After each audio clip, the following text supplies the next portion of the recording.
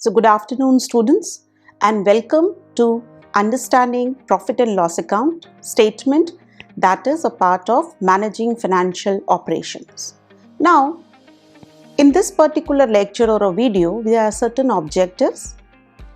The first objective of this session will be that we would try to understand the meaning of profit and loss statement. That is, what is a profit and loss statement? And along with that, we will also try to understand that what are the various accounting concepts which are related to measurement of income. That is, when we calculate or when we prepare a profit and loss account statement, then at that time, what are the various accounting concepts which we should keep in our mind? So let us first understand what is a profit and loss statement. Now, every organization, business organization, is working with one objective of earning profits. And at the particular time, it is very important to calculate to find out that whether you have earned, the business has earned profits or losses. So for that purpose, a statement is prepared which is called as profit and loss statement. Now this profit and loss statement, it shows the result of operations of the business for a particular time period specified. That is, for a particular accounting period. Now, in this particular statement, we show all the revenues which are being earned during that particular time period. And along with all those revenues, we also have to show the expenses related to that revenue that were incurred to earn that revenue. So, all the incomes or the revenue along with the expenses have to be shown in a profit and loss account statement. Now, as we all know that when we do accounting, we have two sides. One is a debit side and another is a credit side. So, in a profit and loss account statement, that is a kind of a account. We can assume it as an account also. So, we have one side that is a credit side and then we have one side that is a debit side. So, we record all incomes related to that particular accounting period on the credit side, and then all the expenses related to that particular income are recorded on the debit side. Now, if the incomes are more than the expenses, that is, the credit side is more than the debit side, then the difference is your net profit. But if the debit side is more, that is, your expenses are more than your income or than your revenue, then it is a net loss. So, the basic purpose of preparing this profit and loss account is to find out the profits or losses. Now, why we need this profit and loss account statement? I told you that we need to prepare the statement to understand or to calculate the profits or the losses which the business has incurred due to its operations during a particular time period.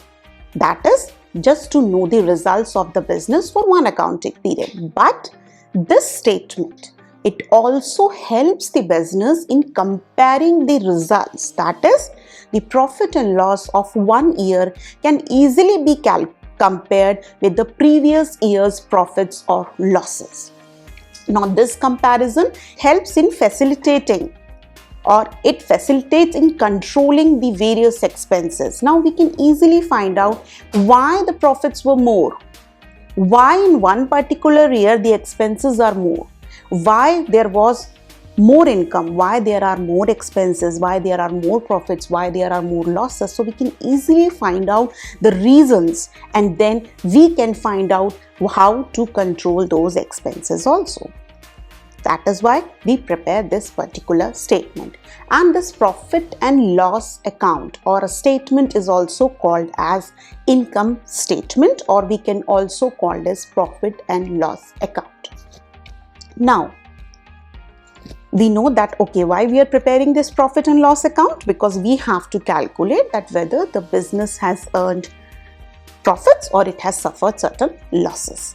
Now, when we start with accounting, we learn certain concepts And at this particular time, when we are preparing a profit and loss account statement, at that particular time, there are certain concepts which we have to keep in mind, or which are very relevant when we prepare a profit and loss account statement.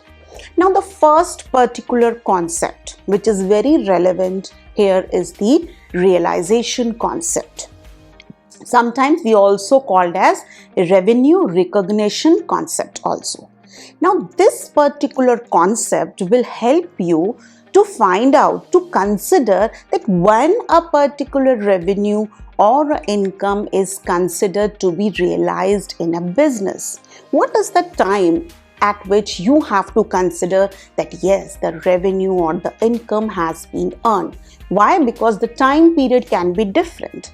Now, what happens in a business? There can be different time periods when actually the transfer or the sale of goods and services take place, and the time when actually the payment is being received.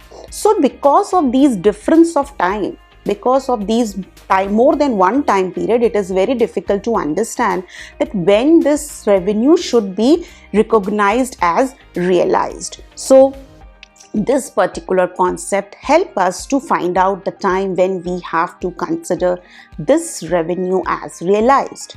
It is related to recognizing the time. What is the real time? What is the actual time when you have to consider this revenue as realized revenue or income for the organization?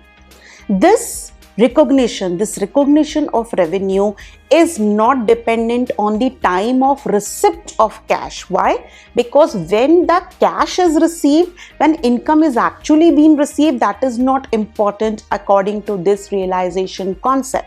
This concept says the time when the sale has taken place, when the sale of services, when the delivery of service has taken place, that is very important. Cash may be received in future, that is not important. So the time of receipt of cash is not important for this particular concept. So this realization concept says that the revenue should be recorded when the process of earning is complete, that is, when actually the sale takes place or the goods or services are being delivered.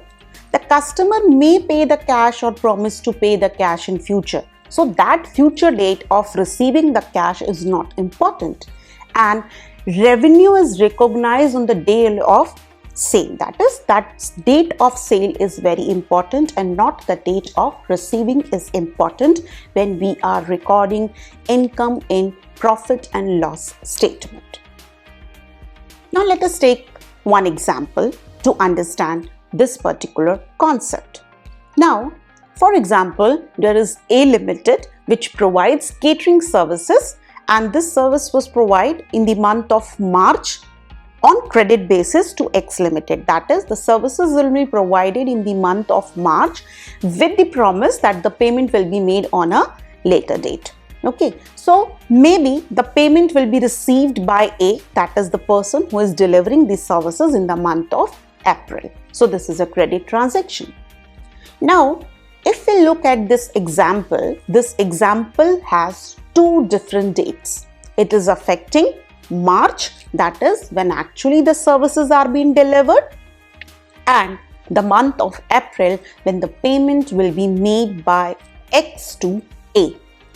So how this transaction has to be recorded in a profit and loss account statement? When we should record it? In the month of March or in the month of April? So the realization concept says that the date of delivering of services, the date when you have given the services, that is very important, and that is the date when you have to record the transaction, irrespective when you are going to receive the payment of that particular goods or services. So this particular concept is very important when we prepare a profit and loss account statement. Now, one more concept is there, that is related to expenses. Now, the realization concept is to find out when the revenue has to be recorded. Similarly, there is one concept that is called as matching concept, which is related to recording of expenses. Now, when you should record the expenses in a profit and loss account statement? Now, this particular concept says that you have to match. That is, whatever revenue you are recording in profit and loss account statement as per realization concept, you have to match the expenses related to that particular revenue, and you have to record those expenses along with that revenues in your profit and loss account statement. That is, whatever expenses you have incurred to produce the revenue which you are recording in your profit and loss account statement, you have to record those expenses also in your profit and loss account statement, because the expenses related to the revenue should be deducted from the revenue to find out whether you have earned profit or you have incurred certain losses. That is, the expenses have to be matched with the revenue. Only those expenses have to be recorded which are related to the revenue which you are recording. Okay, so this is a matching concept. It ensures, this particular concept ensures that the sale, that is the revenue, and the cost of goods sold, that is the expenses related to the sales, that is the expenses related to the production of those goods and services in that particular accounting period for which you are preparing a profit and loss statement are recorded. So the same product for which you are recording the sale, the expenses related to that particular product should also be recorded in your profit and loss account statement. And we know, okay, that is, expenses have to be recognized through a matching process and income has to be recorded as per the realization concept. So these two concepts we have to follow when we record incomes and expenses in our profit and loss account statement. Now, when we are using this matching concept, we have to consider certain things related to expenses also. The nature of expenses can be different. Now, some expenses which you are recording in your profit and loss account statement can be directly matched to the income. That is, you're recording the sales, and along with the sales, you have to record the cost related to that particular sale. That is, the cost related to manufacturing of those goods and services for which the sales have been made. So such kind of expenses are basically direct expenses, because we can easily find out that these are the expenses directly related to the income. Some expenses are there which are consumed when the income is earned. That is, when you are working or you are earning or when you are selling, you are using certain facilities, you are using certain expenses. It could be like you are paying for the rent, factory rent, you are paying for your insurance, you are paying your electricity bills, you are paying your telephone bills, you are paying for the salaries of your staff. So these are certain expenses which are consumed during the process of income, but you cannot directly relate it to the cost of the product which you have sold. Then we have some expenses which are basically the allocation of the value of assets which you have used during that particular time period or the accounting period. We normally called it as depreciation. That is, during the process of producing the goods or services, during the process of producing and selling the goods and services, a business or the organization uses a wide variety of assets. So many assets are being used, and because of the use of these assets, there is definitely a decrease in the value of that asset. So that particular decrease in the value of the asset is why? Because you have used those assets in your business, and that use is for producing the goods and services. So whatever value has decreased of the asset during that production process, during the production of your goods and services, should also be shown as an expense when you are writing the income in your profit and loss account statement. Then certain expenses are there which you have to write off. That is, certain incomes are there which suddenly become unrealized. That is, you made some sales on credit and now that credit sales cannot be realized and it becomes a bad debt. Your debtors become bad. So that is also a kind of loss or an expense for you. So you will have to consider that loss or an expense as a part of your profit and loss account statement, and it has to be recorded. So these are certain categories of expenses which we have to consider when we are preparing the profit and loss account statement, and we have to apply the matching concept. Now take the same example which we have taken for the realization concept. That is the same, that a company A Limited, it provided catering services to X Limited and it was on credit basis and it was in the month of March. Again, it was a credit transaction. The services were given in the month of March and the payment will be made, or the payment was made in the month of April. Now, for the matching concept says that when the income is being considered as realized in the month of March, as per the realization concept, the matching concept says that when you are recording the income in the month of March, so the expenses related to that income should also be recorded in the month of March. So you cannot say that income will be recorded in March and income will be recorded in March and you are going to record the expenses in the month of April. No. Matching concept says that whenever you are recording the income, the expenses related to that income should also be recorded in during that particular time period itself. Therefore, we can say that this matching principle, it recognizes the expenses for an accounting period with the income recognized for that accounting period through the realization concept or the principle. Now, let us have one more concept, and this concept is very important when we prepare a profit and loss account statement. That is accrual concept. Now, this is the concept which is going to help you actually to prepare your profit and loss account statement for a particular time period. Now, we know that incomes have to be matched with the expenses, and we use two particular concepts, that is the realization concept and the matching concept. So this particular concept says that the revenue is recognized when it is realized, that is when the sale is complete, irrespective of the fact that when the cash is received or not. Expenses is recognized when in the period in which they help in earning the revenue, irrespective of the fact that the cash is paid or not. So this particular concept is useful in making certain adjustments, that is, there could be some difference between the income earned and income received. Similarly, it will also help you in making some adjustments in the difference between expenses recognized and the expenses paid. I think we can make it very clear with the concept of outstanding and prepaid. So, the first one, it helps in making adjustments in the difference between income earned and income received. Now, the same example which we have taken, we earned the income in the month of March, but we realized the income in the month of April.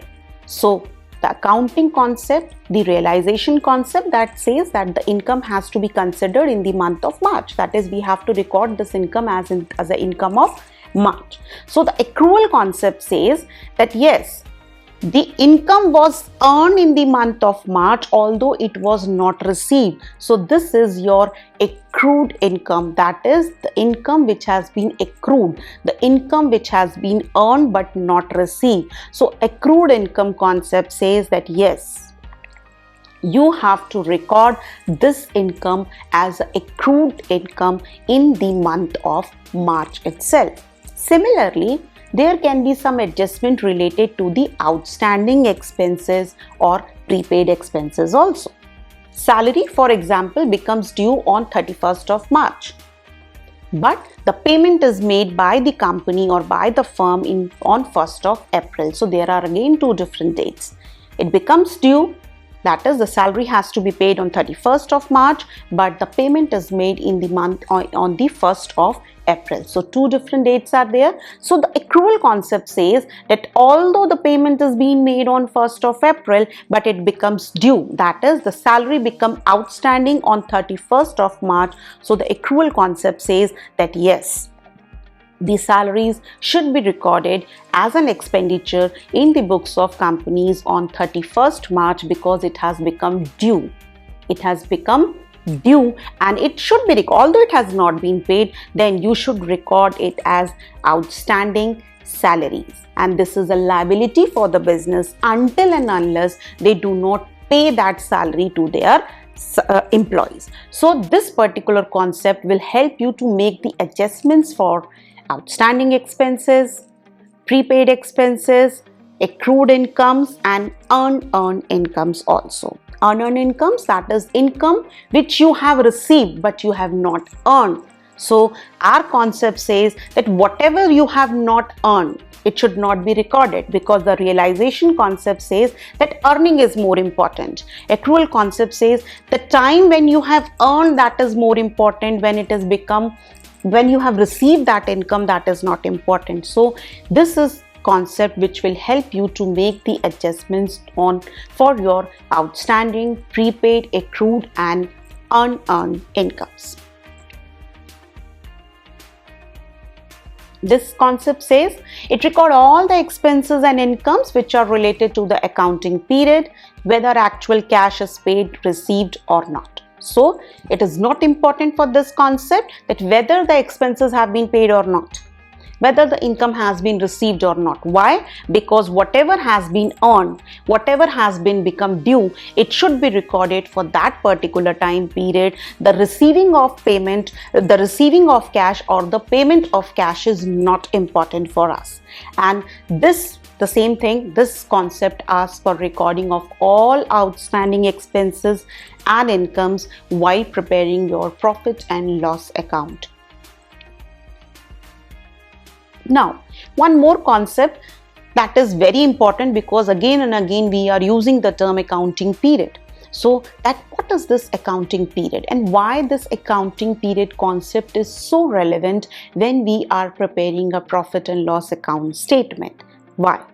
We have one concept which is called as perpetual existence. That is, business and businessman, business or the owner of the business are two separate entities. That means businessman can come and go, but the business will go on. It will have a perpetual existence because it is an artificial person.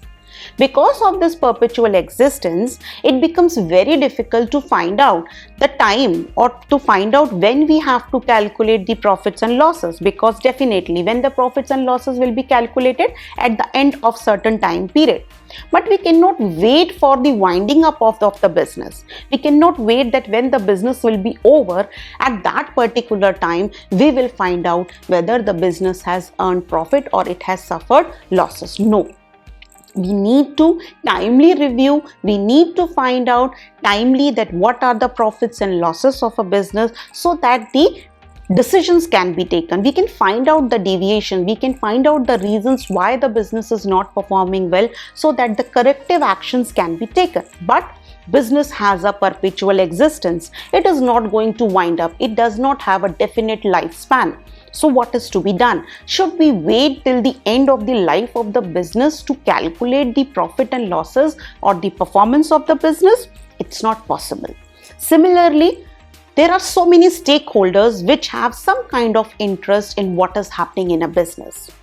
They have invested their money. They could be the shareholders, they could be the bankers, they could be the government, they could be your creditors or your suppliers. Now, these are the people who have some kind of interest in your business and they want to know periodically, timely, that what is happening in the business, what is the performance of the business. So these are certain reasons because of which we have this concept, that is the accounting period concept.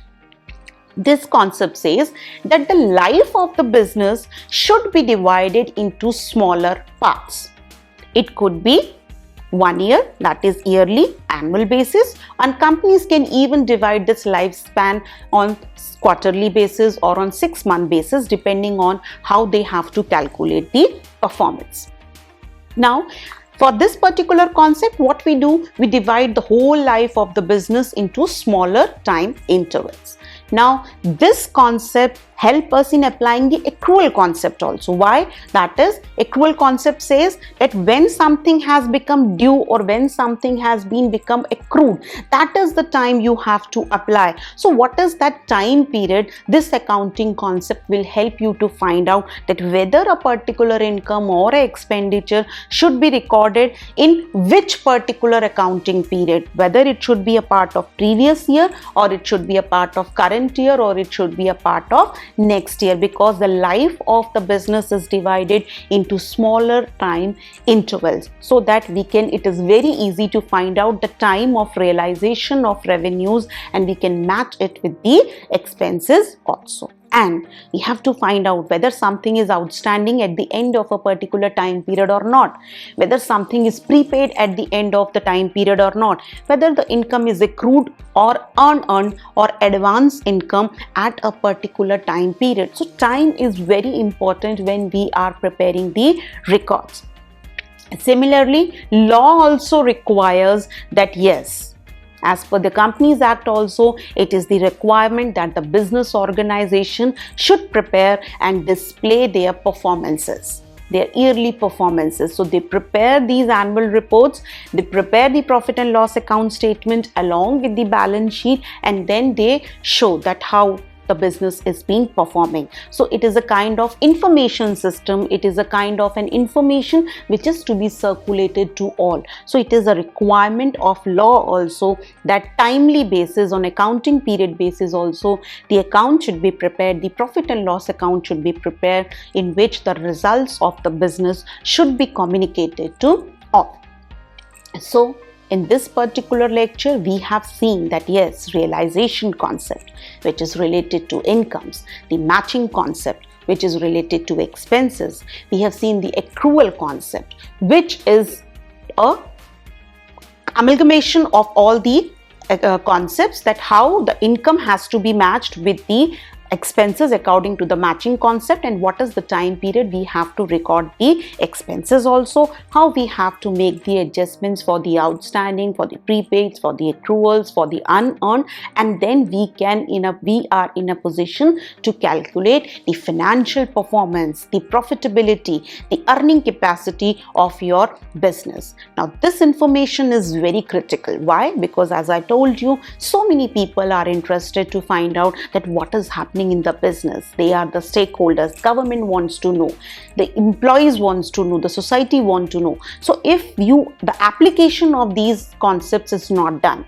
or these are not being correctly applied in preparing the profit and loss account statement, then definitely the results will not be correct, and these inaccurate results will give wrong decisions. So because the decisions are also based on the performance, on the profit and losses of a business, so wrong calculation will lead to wrong decision. So that is why these concepts are very important when we prepare the profit and loss account statement. So I hope that these concepts which we have seen today are definitely going to help us to prepare a correct profit and loss account statement, and we are in a better position to understand that what is the reason of happening or having all these concepts in accounting. Thank you very much.